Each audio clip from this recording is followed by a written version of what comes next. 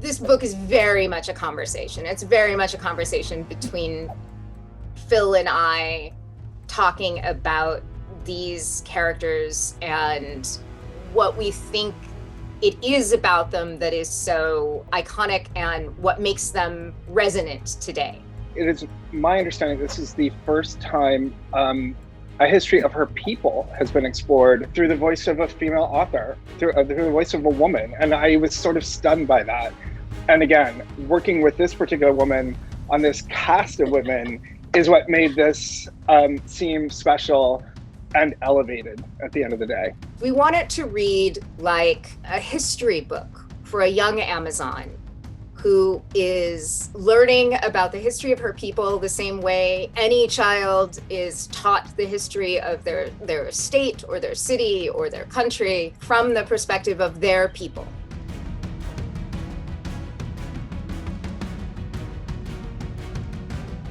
There's this amazing thing that happens when you're working together on a book. It's a collaboration. Like I've said, I describe this book so much as a conversation, and it's very much a conversation between Phil and I. And there are other really important people who are a part of the book, but at the core, at the center of it is, he and I talking about these things these questions and these ideas and these things that are so important to both of us. And he brings such incredibly deep knowledge about Wonder Woman and her history and her world, and he's such an incredible artist. I've never had a relationship with my writers in the way that I have with Kelly Sue. I look back on my career and I'm actually maybe a little melancholy about that, but at the same time I'm thinking that this is an incredible gift. That's magical to me because it's a sort of relationship in comics I've never had before.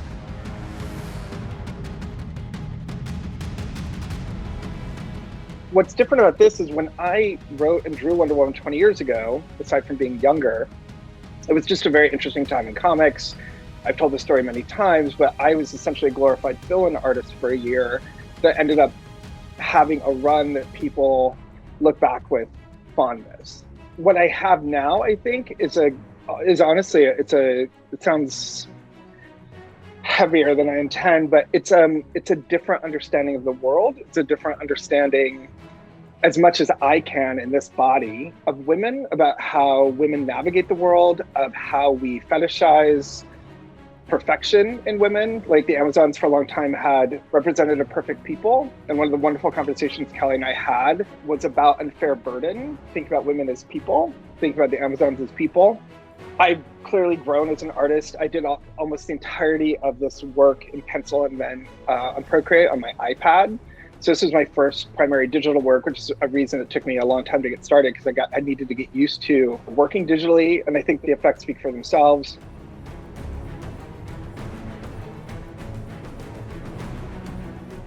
I'm very, very fond of what I call the Pope Hera spread, which is just her standing on Olympus, surrounded by all of her birds and peacocks. The second is I did a spread of the Queens of the Amazons. And I'm very, very fond of the art on that spread. I like the design work. I like the actual technical approach. I think there's some beautiful special effects that I could never recreate again. They were all accidents. And so they're quite lovely on the page.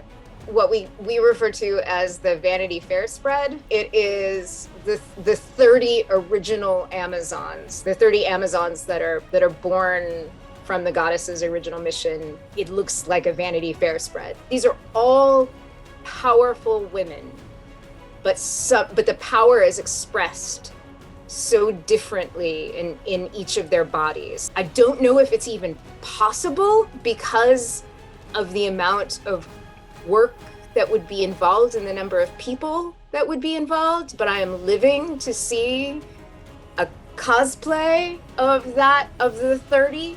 I would like to see that recreated by 30 exceptional women in a cosplay thing, and it would be the most magical day ever.